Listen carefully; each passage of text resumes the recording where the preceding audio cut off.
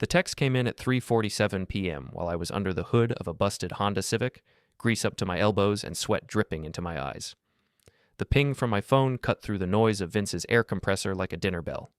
"Frank, your wife's texting again," Vince hollered from across the tow yard, his voice carrying that knowing tone that meant trouble.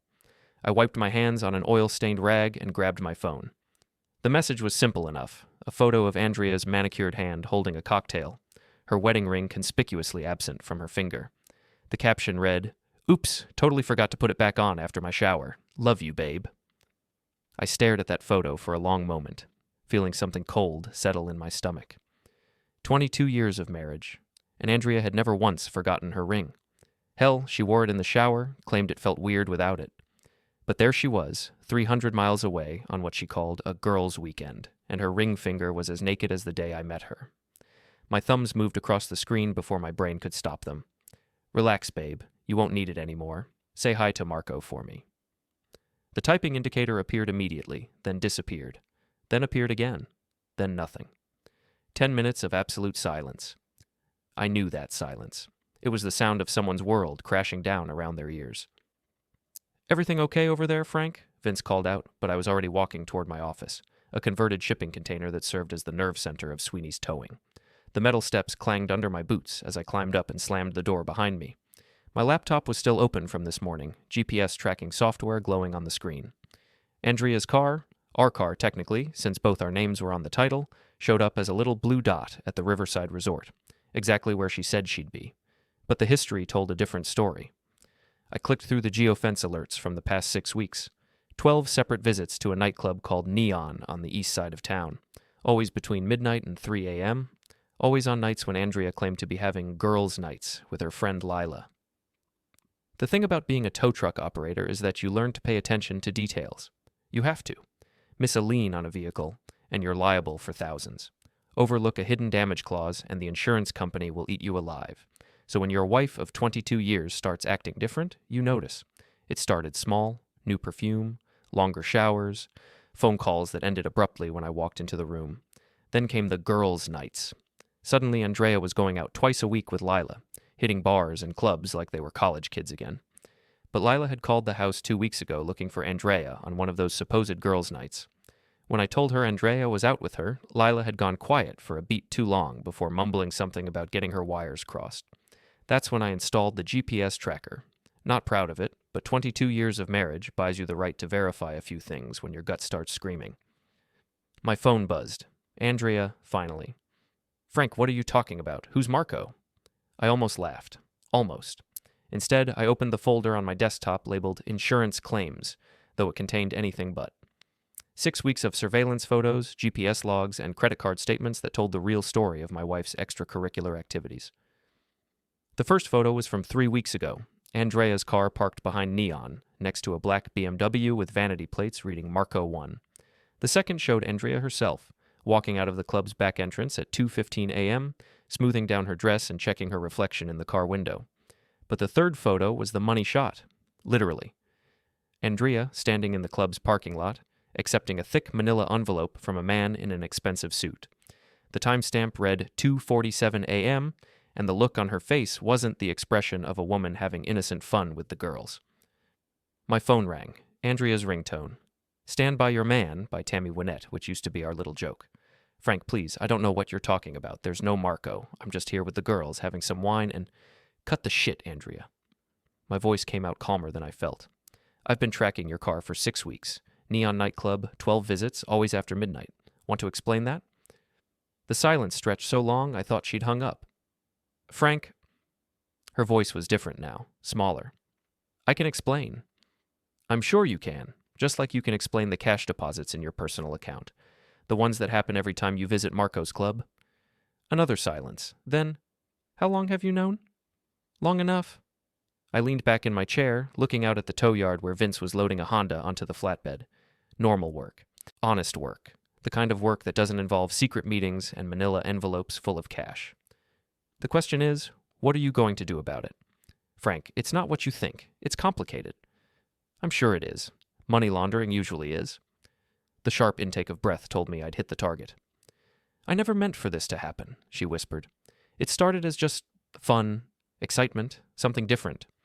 But then Marco offered me work, real money, and we needed... We needed? I stood up so fast my chair rolled backward and hit the wall. We needed what, Andrea? A new house? A better car? Or did you need an excuse to keep seeing your boyfriend? He's not my boyfriend. Right, he's your employer. That makes it so much better. I could hear her crying now, but it didn't move me the way it used to.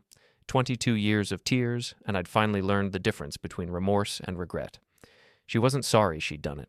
She was sorry she'd been caught. Come home, I said finally. We'll figure this out. Okay, yes, I'll leave right now.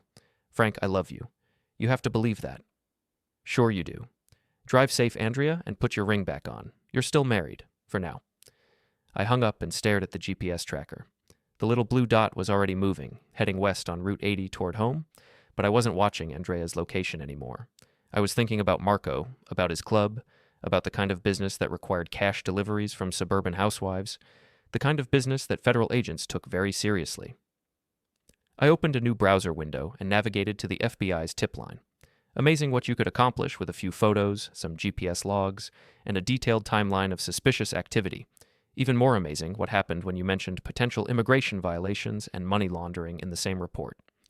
By the time Andrea got home, Special Agent Rebecca Rice would have everything she needed to open an investigation into Neon Nightclub and its owner, one Marco Petrovich. My phone buzzed with another text from Andrea. Almost home. Please don't do anything crazy. We can fix this. I typed back, already fixed. Welcome home, honey. The blue dot was 20 minutes out and closing fast. Andrea's car pulled into our driveway at 6:23 p.m., and I watched from the kitchen window as she sat there for a full 5 minutes before getting out. Even from a distance, I could see her hands shaking as she gathered her purse and overnight bag. She looked older somehow, worn down. The confident woman who'd left for her girls' weekend had been replaced by someone who moved like she was walking to her own execution. Frank?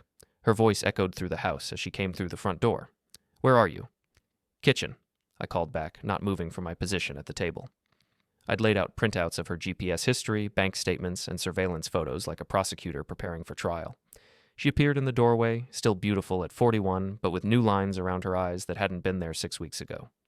Her gaze went immediately to the papers spread across our kitchen table, and I watched the color drain from her face. Sit down, I said.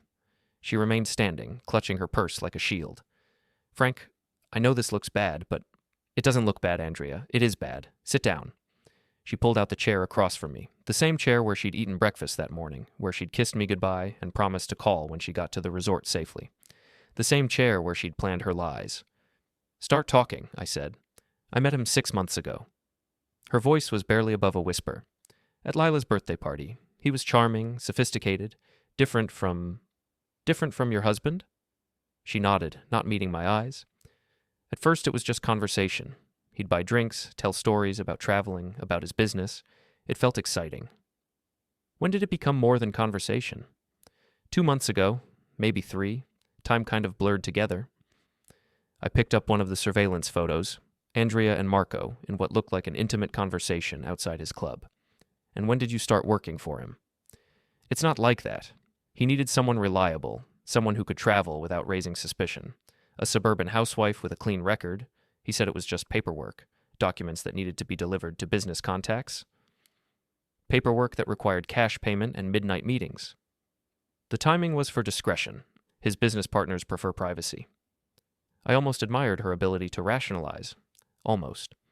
What kind of business, Andrea? Import-export. He brings in specialty items from Eastern Europe. Antiques, artwork, that sort of thing. Bullshit. I slid a bank statement across the table. You've deposited $47,000 in cash over the past 6 months. That's not delivery fees for antiques. Her hands trembled as she looked at the numbers. He said the cash was to avoid paper trails. Taxes, you know. Lots of small businesses operate that way.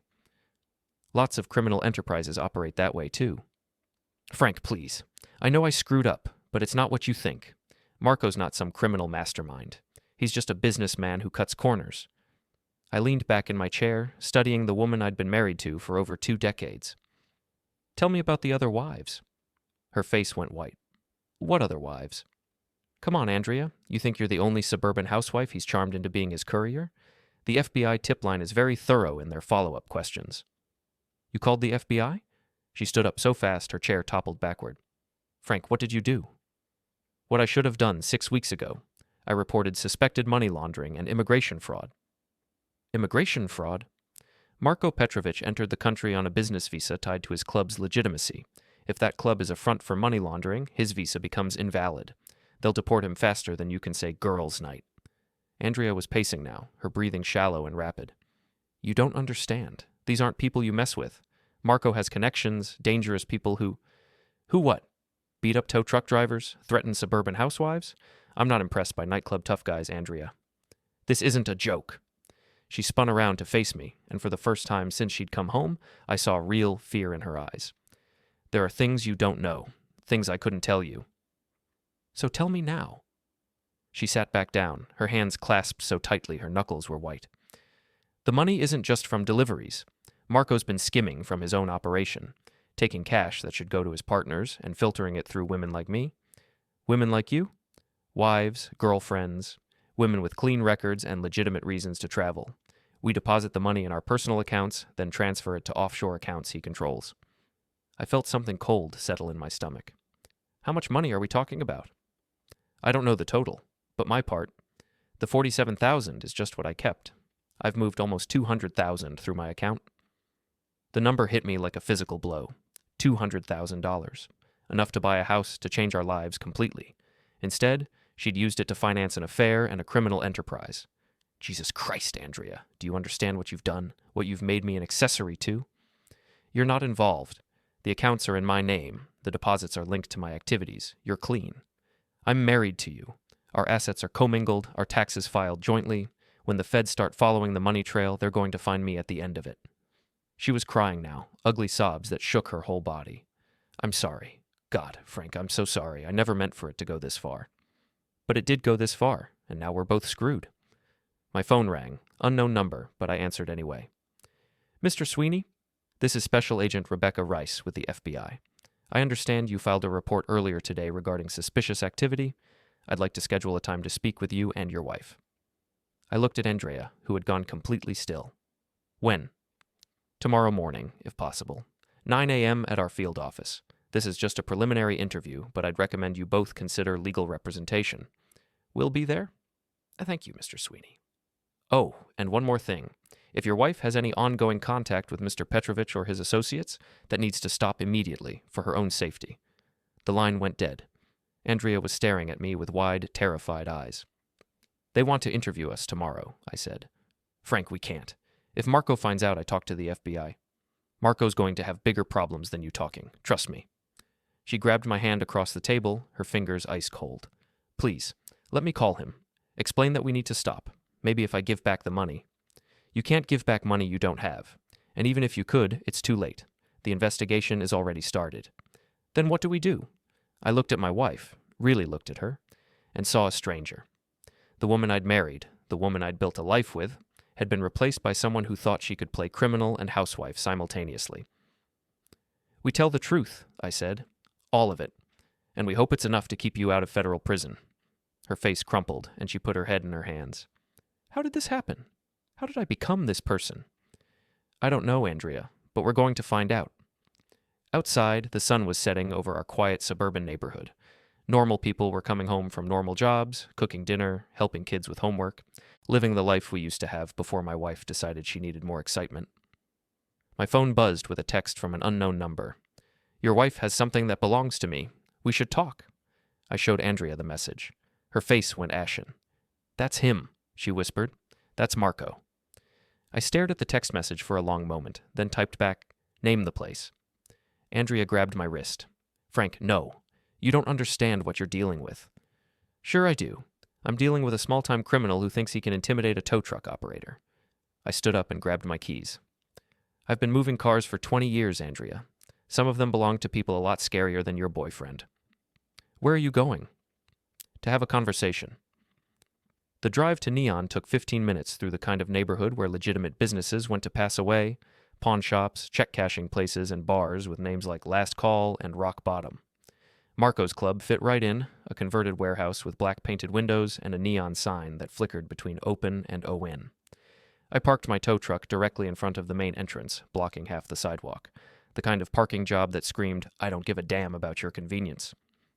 The bouncer at the door was the size of a refrigerator, with arms covered in tattoos and the kind of face that had stopped too many punches with his forehead. He looked at me like I was lost. "We're not open yet," he said in an accent I couldn't place. "I'm not here to drink. Tell Marco that Frank Sweeney wants to talk." "Marco's busy."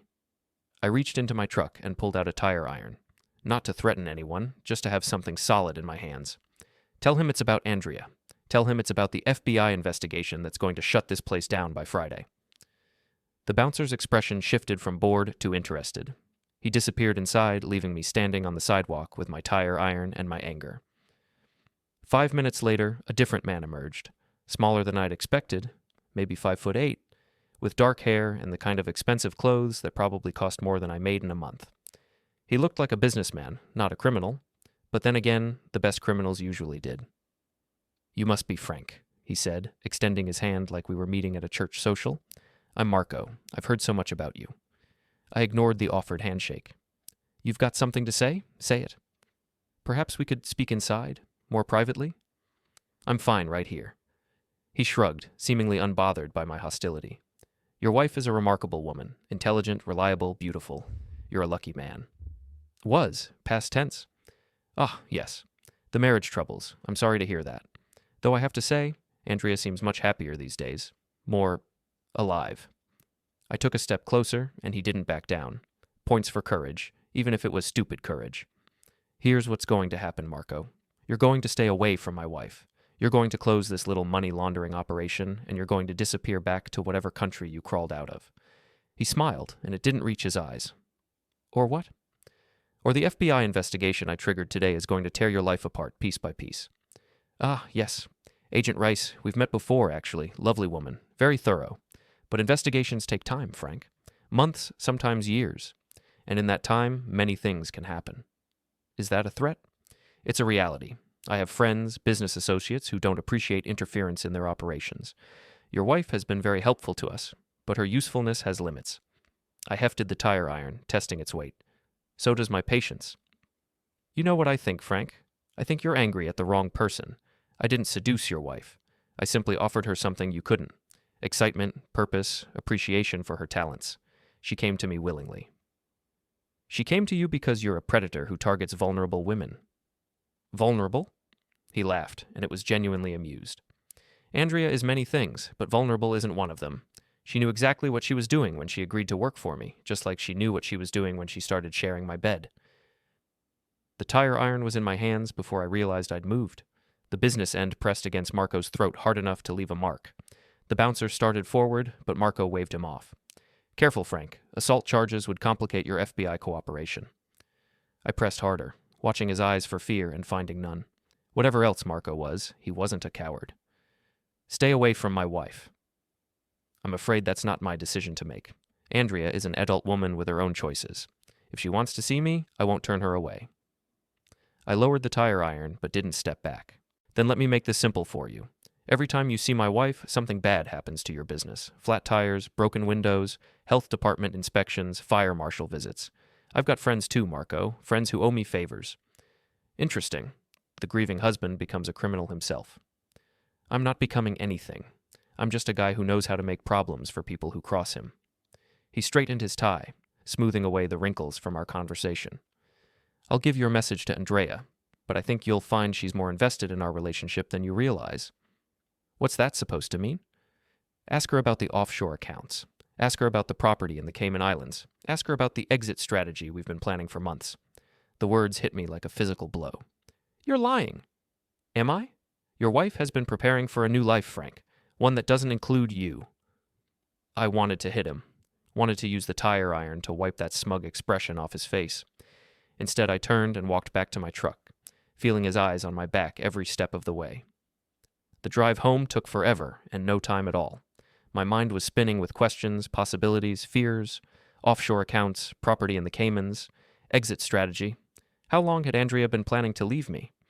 The house was dark when I pulled into the driveway.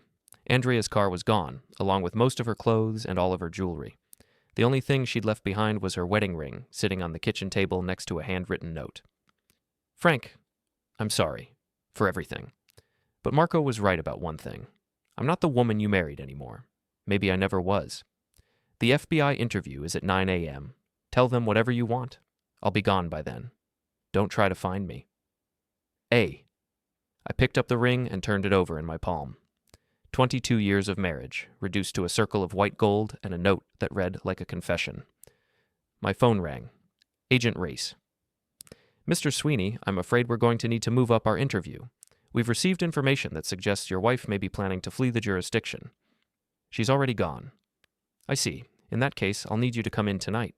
We have some questions about your wife's activities, and we'd like your cooperation in locating her. What kind of cooperation? The kind that keeps you out of federal prison, Mr. Sweeney. Can you be here in an hour? I looked around the empty house, at the life Andrea had abandoned without a second thought. I'll be there. And Mr. Sweeney? Bring everything you have on your wife's relationship with Marko Petrovich. Documents, photos, financial records, everything. The line went dead, and I sat alone in my kitchen, holding my wife's wedding ring and wondering how 22 years of marriage had come down to this. Outside, I could hear the distant sound of sirens heading toward the east side of town, toward Neon. The FBI field office at 11 p.m. was a different animal than during business hours. Fluorescent lights buzzed overhead like angry insects, casting harsh shadows across empty desks and abandoned coffee cups. Agent Rebecca Rice met me in the lobby, a woman in her 40s with steel gray hair and the kind of eyes that had seen every lie ever told. Mr. Sweeney, thank you for coming in. I know this is difficult. She led me through a maze of cubicles to a small conference room where boxes of evidence were stacked against one wall. Crime scene photos, surveillance footage, financial records. The accumulated detritus of Marko's operation. Coffee? She offered. I'm good. She sat across from me and opened a thick file folder. Let's start with what you know about your wife's involvement with Marko Petrovich. I told her everything. The GPS tracking, the surveillance photos, the cash deposits, the midnight meetings. I laid out 6 weeks of evidence like a man confessing his sins, holding nothing back. You've been thorough, she said when I finished. Almost professionally so. 20 years of towing teaches you to document everything. Indeed. Now what can you tell me about these offshore accounts your wife mentioned? I explained my conversation with Marko, his hints about exit strategies and property in the Caymans.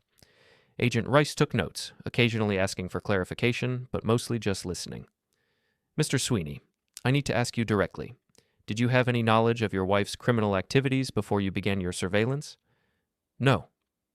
Any suspicion that the money she was depositing came from illegal sources?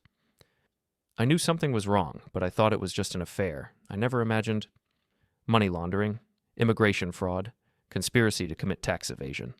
She ticked off the charges on her fingers. Your wife is facing serious federal time if we catch her. When you catch her. If. She's had a 6-hour head start, access to substantial cash reserves, and apparently a well-planned escape route. Andrea could be anywhere by now. My phone buzzed with a text message. Unknown number again, but this time it wasn't Marko. Frank, it's me. I'm at the border crossing in Buffalo. They're searching my car. I think someone tipped them off. Please help me. I showed the message to Agent Rice. She smiled for the first time since I'd met her. Well, that simplifies things. Excuse me for a moment? She left the room, presumably to coordinate with Border Patrol. I sat alone with the evidence of my wife's betrayal, wondering how I'd missed the signs for so long. The late nights, the secretive phone calls, the new clothes and jewelry she claimed to have bought on sale. 22 years of marriage, and I'd been living with a stranger. Agent Rice returned with a laptop and a grim expression. Your wife was stopped at the Peace Bridge crossing into Canada. Customs found $200,000 in cash hidden in her spare tire well, along with a false passport and documents indicating property ownership in Grand Cayman. So you've got her. We've got her. But there's something else you need to know. Andrea wasn't Marko's only courier, and she wasn't his only romantic conquest. We've identified 6 other women, all married, all recruited through the same pattern of seduction and financial enticement. The number hit me like a physical blow. 6 other women. 6 other marriages destroyed by Marko's operation. How long has this been going on? 3 years minimum, possibly longer. Marko's been very careful, very patient. He targets women in stable marriages, women with clean records and legitimate reasons to travel. He seduces them, recruits them, and when they outlive their usefulness, he discards them. Or worse, 2 of the women we've identified have disappeared completely. No forwarding address, no contact with family or friends. Just gone. I felt something cold settle in my stomach. You think he ending them? I think Marko Petrovich is more dangerous than your wife realized, and I think she's very lucky to be in federal custody right now instead of at the bottom of Lake Erie. My phone rang. Andrea, calling from what I assumed was a holding cell. Frank, please, I need you to call a lawyer. They're saying I'm going to be charged with money laundering and conspiracy. They want me to cooperate against Marko, but I can't. You don't understand what he's capable of. I'm starting to get the picture. He has photos, recordings, things that could destroy other people's lives. If I testify against him, he'll release everything. What kind of photos? The other women. Compromising situations. He documented everything as insurance against betrayal. I looked at Agent Rice, who was listening to every word. She nodded, encouraging me to keep Andrea talking. Where are the photos, Andrea? Hidden, somewhere safe. But if anything happens to Marko, they'll be released automatically. He showed me the system, made sure I understood the consequences of crossing him. So you were going to run away instead? I was going to disappear, yes. Start over somewhere he couldn't find me. Without telling me, without giving me a choice. I was protecting you. The less you knew, the safer you'd be. I almost laughed. Almost. How's that working out for you? The line went quiet for a long moment.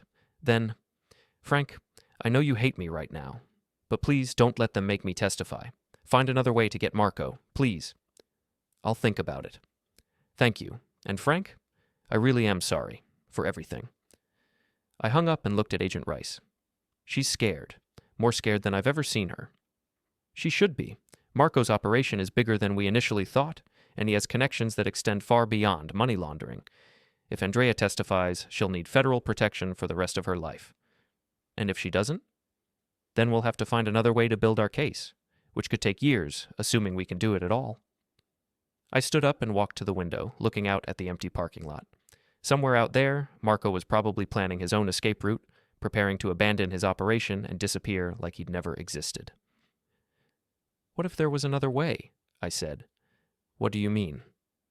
What if someone could get close to Marko? Someone he wouldn't suspect? Mr. Sweeney, if you're suggesting what I think you're suggesting, I have to advise you that civilian involvement in federal investigations is extremely dangerous and generally inadvisable. Generally. But if a concerned citizen happened to observe suspicious activity and reported it through proper channels. I turned back to face her. What kind of suspicious activity? The kind that would give us probable cause for search warrants.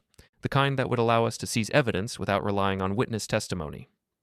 And how would this concerned citizen get close enough to observe such activity? Hypothetically, he might have a legitimate reason to visit the suspect's place of business, perhaps to discuss the return of his wife's personal property. I smiled for the first time in hours. I think I can arrange that. Be careful, Mr. Sweeney. Marko Petrovich is not the kind of man who forgives easily, or at all.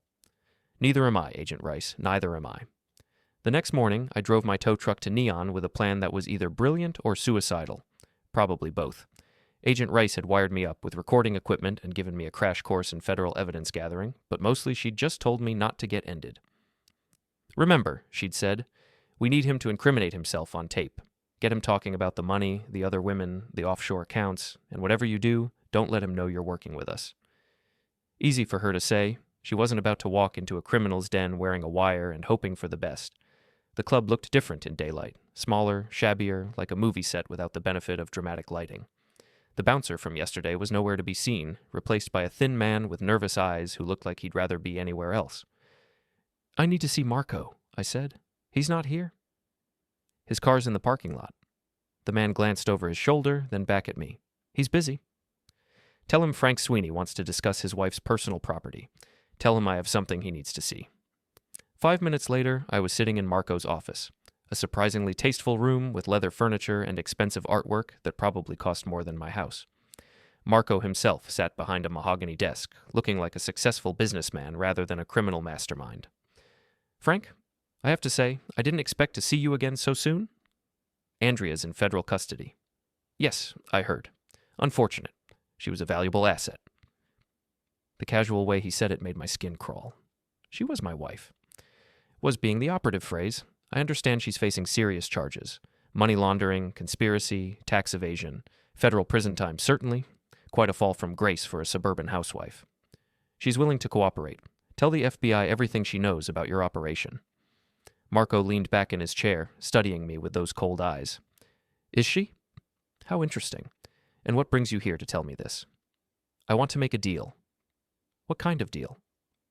I reached into my jacket and pulled out a USB drive. Andrea kept records, financial transactions, meeting locations, contact information for your other couriers. Everything's on here. And you're offering to sell me this information? I'm offering to trade it for Andrea's freedom. Marco laughed, a sound like breaking glass. You think I care what happens to your wife? She's already served her purpose. Maybe, but you care about the other women, the ones who are still useful to you. His expression shifted, became more focused. What other women?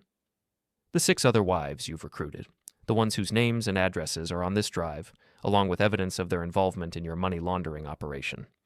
You're bluffing. Am I? I set the USB drive on his desk. Andrea was very thorough. Names, addresses, bank account numbers, photographs, everything you'd need to destroy their lives if they ever tried to betray you.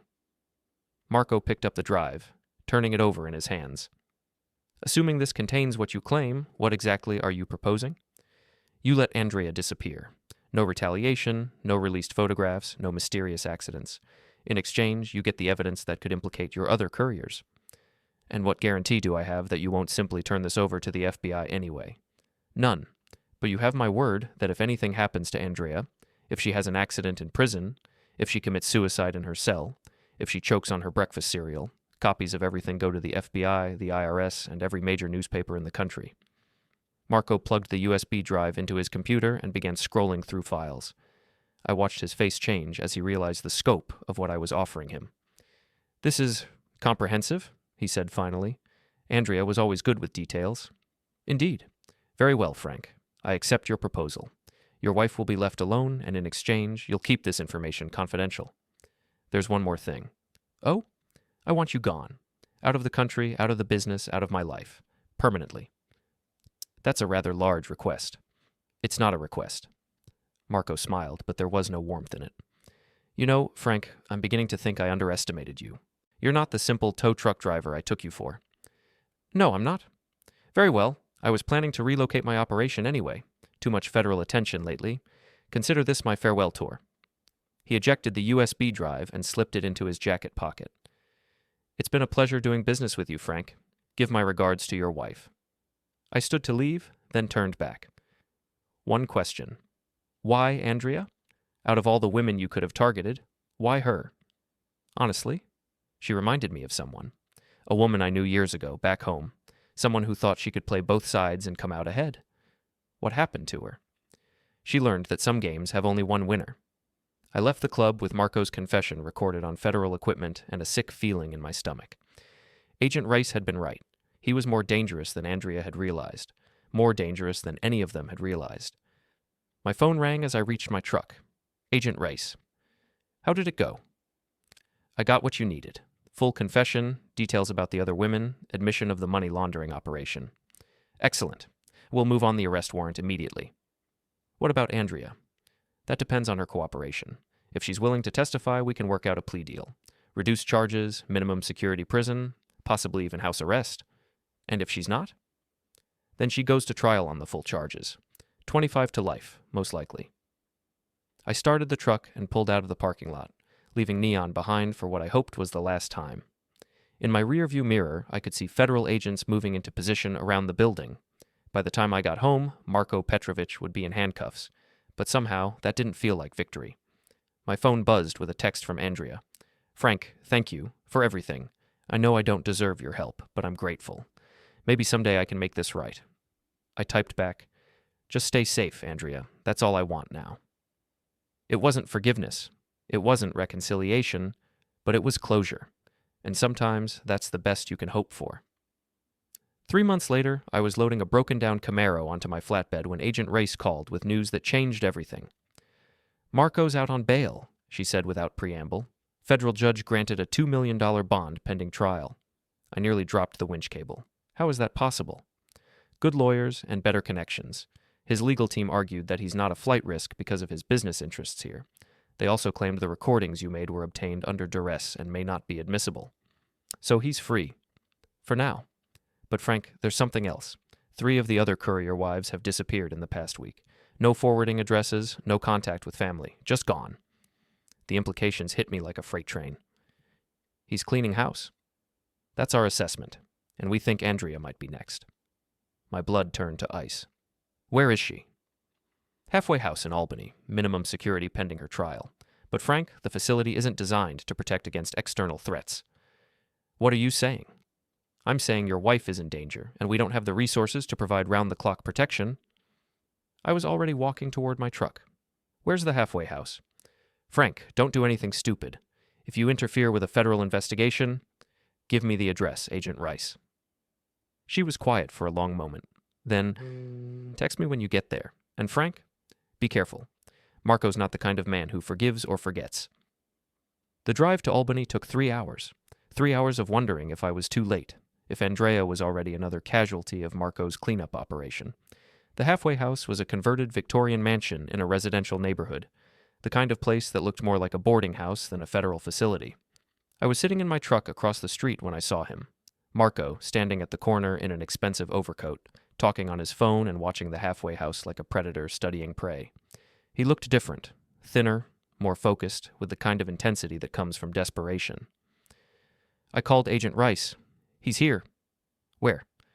Corner of Elm and 3rd, watching the halfway house. What do I do? Nothing. Stay in your vehicle and wait for backup. How long? 20 minutes, maybe 30. Through the halfway house window, I could see Andrea moving around in what looked like a common room. She was reading a book, completely unaware that her former lover was planning her death 50 yards away.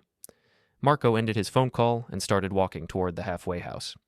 I made a decision that probably saved Andrea's life and definitely changed mine.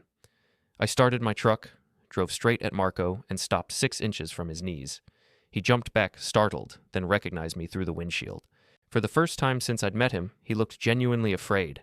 I got out of the truck slowly, deliberately, like a man with all the time in the world. Hello, Marco. Frank, what a surprise. I bet. Planning a social visit? Just taking a walk, enjoying the neighborhood. Funny, this is the same neighborhood where my wife is staying. What are the odds? He tried to step around me, but I moved to block him. We were the same height, but I outweighed him by 50 pounds and had 20 years of manual labor muscle. For the first time in our relationship, I had the physical advantage. I think you should leave, I said. This is a public street. I have every right to be here. Sure you do, just like you had every right to recruit my wife into your money laundering operation. Just like you had every right to seduce her and use her and then throw her away when she became inconvenient. Your wife made her own choices. My wife made stupid choices, but she doesn't deserve to pass away for them. Pass away? He laughed, but it sounded forced. Frank, you're being paranoid. I'm not here to hurt anyone. No? Then explain the gun in your coat pocket. His hand moved instinctively toward his jacket, confirming what I'd only suspected. I don't know what you're talking about. Sure you don't. Just like you don't know what happened to the 3 other women who disappeared last week. Those women relocated voluntarily. New identities, fresh starts. I helped them disappear. Into shallow graves. You're being ridiculous. I took a step closer, close enough to smell his expensive cologne and see the sweat beading on his forehead despite the cool weather. Here's what's going to happen, Marco. You're going to get back in whatever car brought you here, and you're going to drive away. Far away, and you're never going to come back. Or what? Or I'm going to beat you to death with my bare hands and claim self-defense when the police arrive. You wouldn't dare. Try me. For a long moment, we stood there in the middle of the street, 2 men who had nothing left to lose, staring each other down. Then sirens began wailing in the distance, growing closer. Sounds like your time's up, I said. Marco looked toward the sound of the sirens, then back at me. This isn't over, Frank. Yes, it is. The federal agents arrived in a convoy of black SUVs, surrounding Marco before he could take 3 steps. Agent Race emerged from the lead vehicle, looking grim but satisfied. Marco Petrovich, you're under arrest for violation of your bail conditions, conspiracy to commit murder, and about a dozen other federal charges. As they cuffed him and read him his rights, Marco looked at me one last time. You think you've won something here, Frank? You think this changes anything? I think my wife gets to live. That's enough. They loaded him into one of the SUVs and drove away, leaving me standing alone on the street corner where I'd probably saved Andrea's life and definitely ended any chance of reconciliation between us. Agent Rice walked over, shaking her head. That was incredibly stupid, Frank, and incredibly brave. How did you know where to find us? GPS tracker in your truck. We've been monitoring your location since you left home. Invasion of privacy. Life-saving surveillance. If you hadn't intervened when you did, your wife would be dead right now. Through the halfway house window, I could see Andrea watching us, her face pressed against the glass. She looked older, worn down by months of legal proceedings and the constant fear of Marco's retaliation. But she was alive. What happens now? I asked. Now Marco goes away forever. Multiple murder charges, federal racketeering, immigration fraud. He'll pass away in prison. And Andrea? Plea bargain. Time served plus probation. She'll be free in 6 months. Free to do what? Her life here is destroyed. Free to start over. Witness protection, new identity, relocation assistance. The federal government takes care of its cooperating witnesses. I looked up at the halfway house window, but Andrea was gone. Probably being debriefed by federal marshals, probably planning her new life in some distant city where no one knew her history. Will I see her again? That's up to her, and you. I got back in my truck and drove home to my empty house, my empty life, my empty marriage. But for the first time in months, I felt something like peace. Andrea was alive. Marco was finished. And I was free to figure out who I was supposed to be, now that I wasn't anyone's husband. 6 months later, I got a postcard from somewhere in Oregon. No return address, no signature, just a picture of a lighthouse and a single sentence. Thank you for saving my life. I kept the postcard on my desk for a while, then threw it away. Some chapters end with forgiveness, some end with reconciliation. This one ended with justice, and sometimes that's enough.